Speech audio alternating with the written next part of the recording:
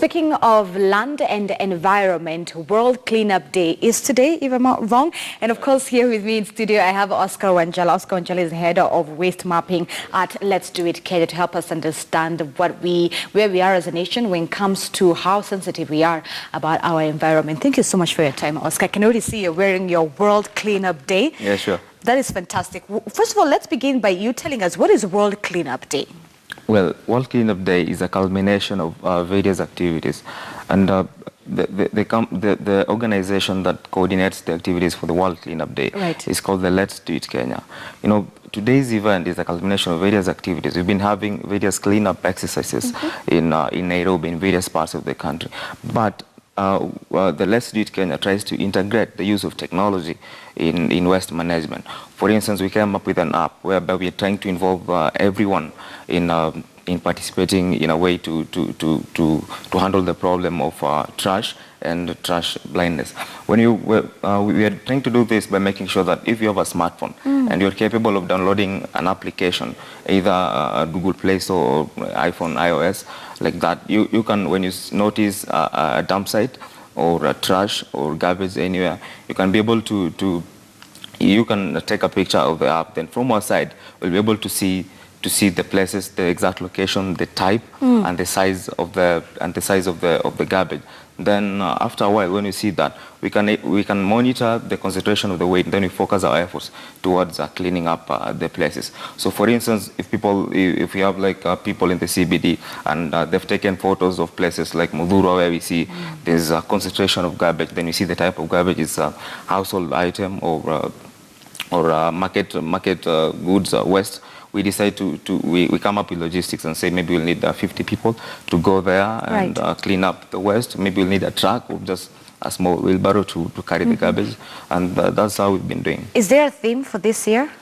Yeah, the theme for this year, our major focus is to make sure we ensure we have a cleaner and healthy environment for everyone. Yeah. Do you think Kenyans are sensitive about the environment? And the reason I ask that is that we all have seen the habits that Kenyans have. You finish a can of soda, or you finish eating chips, or you finish eating sugar cane, and you just toss it out of your car. And tomorrow we will complain that the government isn't doing enough when it rains and it gets clogged, meaning that even we as Kenyans still have a role to play. Exactly, you know, and that's why we're having this kind of conversation, because you realize that we are trying to create awareness. You know, the first step of getting to handle the problem of waste and waste management is to get everyone involved. It cannot just be the responsibility of the county government. It cannot do it on its own. We want everyone to take part in it. When you have a smartphone, you download the application and you can take part in a way by making sure that, you know, the first stage of cleaning the waste is by knowing where it is. You know, most of us in our households or in our estates, we get to maybe once in a week, we have a contractor who comes to collect the garbage, but we do not even know where that garbage is taken. Maybe it's dumped in a river somewhere or just on the roadside. So we need to have that kind of conversation whereby we create awareness so that people can know that we have a problem with trash, and people can take responsibility and make sure that even in their own locality, they can clean the waste. When you see a trash, you can pick it on your own. Or if you are unable to do that, when you put the information on the app, we can see that. Then we can organize our efforts to see how we can clean the environment. Tell me, how has technology made things so much easier for waste management? Well, with technology right now, you know, since it's very difficult to know, for instance, in Nairobi, to know the location of all the trash sites. You know, people dump everywhere, literally. On the road, as you've said, you find somebody is in a public transport. Once they take their soda, they'll decide to throw maybe on the road or inside the car, or maybe on the road when you eat your banana, you throw it away. And you see, once we have this technology and the application, you can take a photo of a place where you see the trash. Then once you upload it, we can see the type of the trash, the exact location, and we can also see the size of the. So if it is liquid waste or maybe it's industrial waste, we can work backwards and see how we can mobilize our efforts to clean the waste. Right. All right. So we've seen Mike Mbuvi Sonko, the Nairobi governor, as well, having a few cleanup sessions, especially in this month of August. Is that enough? Would you like to see him do more? We want to appreciate the efforts by the Nairobi County government, because initially it has been difficult for us to sell these ideas to various county government and even government agencies and even organizations. But we are happy that today the county government, in partnership with other organizations such as NEMA, Team Environment Kenya and others, we are having our event at Mudhurwa. Then we'll clean the Mudhurwa area up to Kamukunji ground, and the event will be flagged off by Mike Sonko himself at 9 a.m.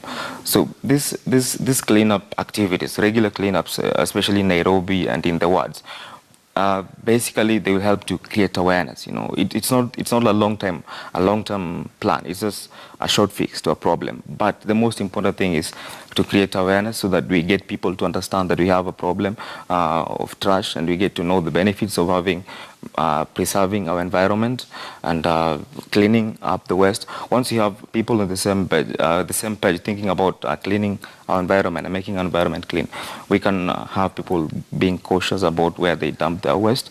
And the most important thing, I've seen that we need to start thinking about the inlet, regulating instead of getting the waste dumped so that we plan to clean it up.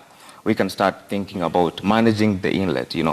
I was calling upon in my various conversations to ask young business innovators to come up with policies and ideas, business innovation ideas, so that they come up with products for durability, recyclability, reusability, products which can be used for long, or can be used repeatedly. Products which are durable, can be used for a long period of time, or can be reused or recycled, such. Because right now you find that to avoid wastage, we need to avoid actually using those products that cause wastage. If we keep on using, for instance, plastic, we welcome the plastic ban. But if we keep using maybe soda that is or straw that is packed in plastic bags, we may not be able to tackle the problem. So we need to control the source of this waste, so that we manage, we minimize actually the illegal dump sites and disposal. And I love that point, because speaking of controlling, because we can as well ban plastic bags, as you've said, but if we are not figuring out what to do with other things like bottles, and then we are still not solving the core issue. So speaking of control, do you think, or are there enough laws to regulate the environment here in Kenya, from planting of trees to banning of plastic bags and so forth? Do you think that we have enough laws, and whether they're strong enough and well implemented? In our country, the beauty of being in Kenya is that we have a lot of laws, and we have very good laws. NEMA has come up with a lot of policies to minimize wastage and pollution of the environment. But the only shortcoming that we have is the implementation. The implementation is where we have the problem. For instance, even the plastic bag ban, we know the plastic has been banned, but if you walk around the streets or you go to some markets in Githurai or Marikiti or Mudhurwa, you'll still find traces of plastic bag. So what we need now to think is about implementation, and that's why we should involve everyone. So that once you are on the same page, once you think about the importance of having the environment, you'll not even want to use the plastic yourself. It should not be about the county government enforcing. It should not be about you seeing a policeman so that you can avoid using you avoid using the plastic bag because you want to avoid the penalty, but you want to avoid using the plastic bag because you know that it affects the environment. We have a responsibility as young people to preserve this environment for the future generation. Perhaps how can we begin to change the environment, especially in low-income neighborhoods, right? From the likes of Kawangware to Mathare, because if you walk around Nairobi, that's where you find a lot of the largest dump sites are within the low-income communities compared to the suburb areas. So how do we get them to come on board? How do we get the conversation going, so even people can understand that even after you finish eating your sugar cane, or finishing your Coca-Cola, you just don't throw it outside the window? Exactly. Actually the major problem that we have with illegal dump sites is in the slum areas. Dandora, Kangemi, these other Kibera and such. And to get these people involved, the problem we have in these areas is infrastructure and knowledge. People don't have clean toilets, or the toilets are not even there. They do not have places where they can dump their waste.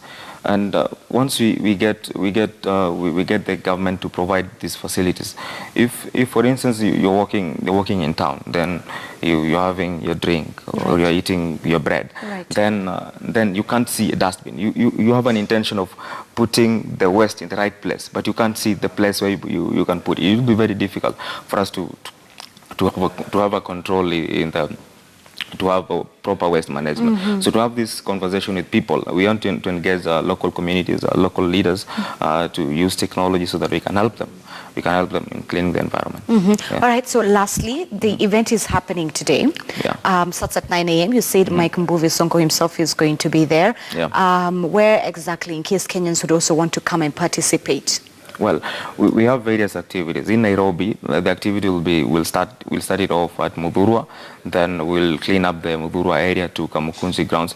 If you're in Eldoret, we've organized our activity with the county government of Eldoret, and Jackson Mandago will flag off the activity at County Hall in Eldoret. In Mombasa, we have a team in partnership with Pwani Youth, and Alfred Sigo will be leading the team there.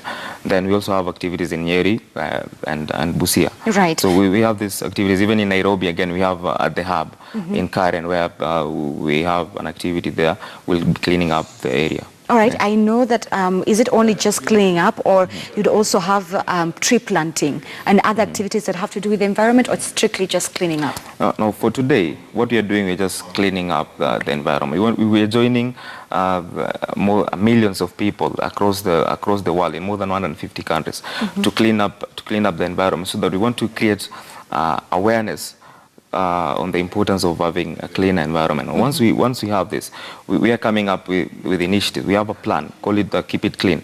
The plan to make sure that the places that we've cleaned up, we can monitor and know that the environment still remains clean. So we'll have various follow-up activities which will involve other activities like tree planting and also converting some of the places, the illegal dump sites, to recreational parks and such. I love that, recreational parks. Thank you so much, Oscar. And good luck today with the World Cleanup Day. And thank you for coming here with us in studio. Oscar Wanjala, he's the head of waste mapping at Let's Do It Kenya. I love the fact that he also helped us understand how technology